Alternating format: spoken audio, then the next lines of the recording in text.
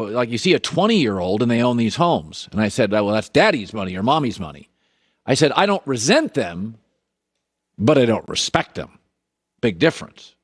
You live in my neighborhood and you're 20, you didn't buy that house. And my point is, yeah, believe it or not, I have a nice neighborhood.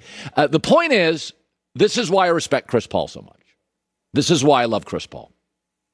These things I'm about to read all happened to Chris Paul. He was drafted by the New Orleans Hornets. Remember them? Yeah, due to Hurricane Katrina, he could not play his first 2 years there. They had to play in Oklahoma City. I don't know, sounds kind of disruptive. They ended up winning. Then he got traded to the Lakers. Oh, no, the league stepped in. Can't do that. But we will allow you to be traded to the worst owner in the league and the worst team, the Clippers. And they won there. He was then traded to Houston, which has had all sorts of dysfunction, and they won there, 65 games, in fact, and he had the worst break. Literally, he got hurt, leading the dynasty 3-2 Western Conference Finals. Then he was traded to Oklahoma City.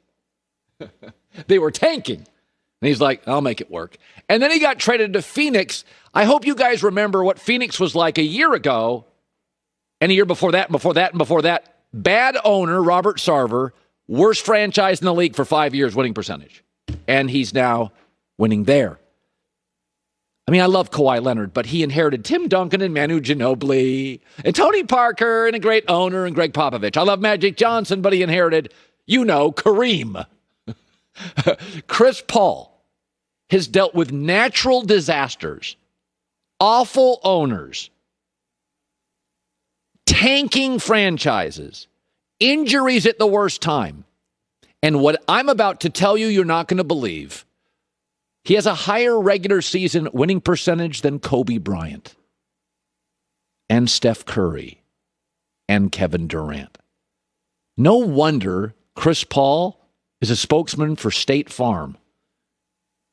He's always got stuff happening to him, but he's the best insurance in the league. You get him, you win. But Colin, he has no titles. Titles. The fact that he hasn't quit is amazing. I mean, there's guys drafted in his draft class, they've just given up the league, and they could still play. Well, he doesn't have titles. Folks, if you grow up in an abusive house, poor, the expectations change. We don't expect you to be number one in your class in Yale and a billionaire. If you can be married and happy and get a college degree and be a good neighbor and a good human being and raise kids, you are a gold standard American.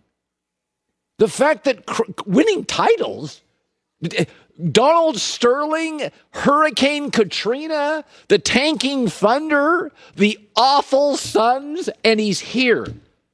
MJ's got no titles without Scottie Pippen.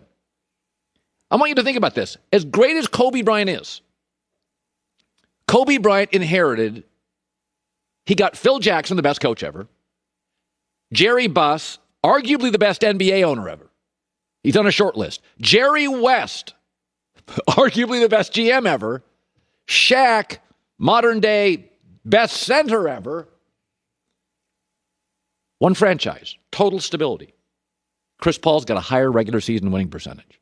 I don't want to hear about playoffs. Chris Paul, it's not realistic to ask Chris Paul to be knocking down, hoisting trophies. He's got a higher winning percentage in the regular season than Kobe, KD, and Steph Curry. And that's why I've got a soft spot for Chris Paul. 16 years, and this cat can't get a break. He has had to make everything work. Every single year. Tanking, hurricanes, Donald Sterling, the Suns mess, the tanking Thunder. Does everybody understand that? When you grow up in instability and then are traded to instability, look at Chris Paul's career. It's insane for 16 years. And he doesn't get nominated for an MVP. You know, in Hollywood, they give those Lifetime Achievement Awards. That's what Chris Paul deserves. And ask yourself this in Hollywood, because those are stars too, right? NBA, we always say, it's like Hollywood stars.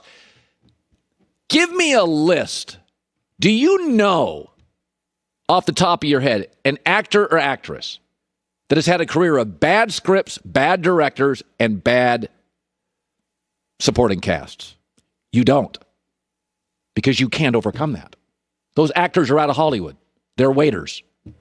You can't overcome that. There are no great actors that have gotten a series of 16 years of bad scripts, bad directors, bad producers, no funding, and bad supporting cast. You don't know them because they don't exist. That's Chris Paul's career. Couldn't get nominated for the MVP. Was on the floor with the MVP last night.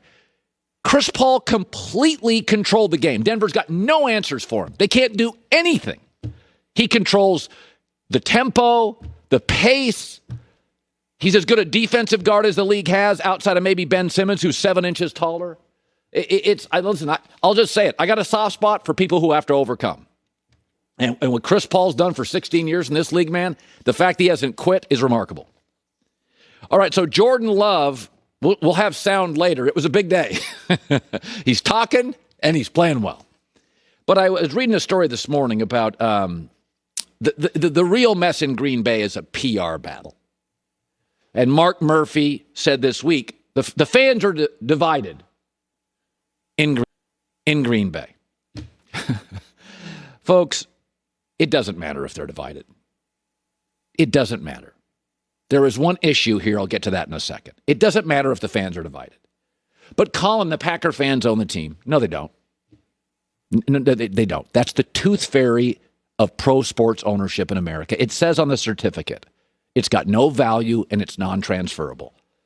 The fans own the team assumption in Green Bay. They don't. If you can't sell something, then you don't own something. You don't own the team. It has as much value as that employee of the month plaque you won 24 years ago when you were in high school, paying your way to parties, right? You worked at Burger King, got an employee of the month plaque. That's what that plaque means. Who cares if the fans are divided? It doesn't mean anything. This is not about a PR battle. This is all about if Jordan Love can play. If he can, the PR battle is irrelevant. Let's say it is about the PR battle. And Mark Murphy wins it, the president of the Packers. He wins the PR battle. Aaron holds out. Aaron holds out and the fans are, you stink, Aaron. We love Mark Murphy. And he wins the PR battle. And Aaron holds out and doesn't play.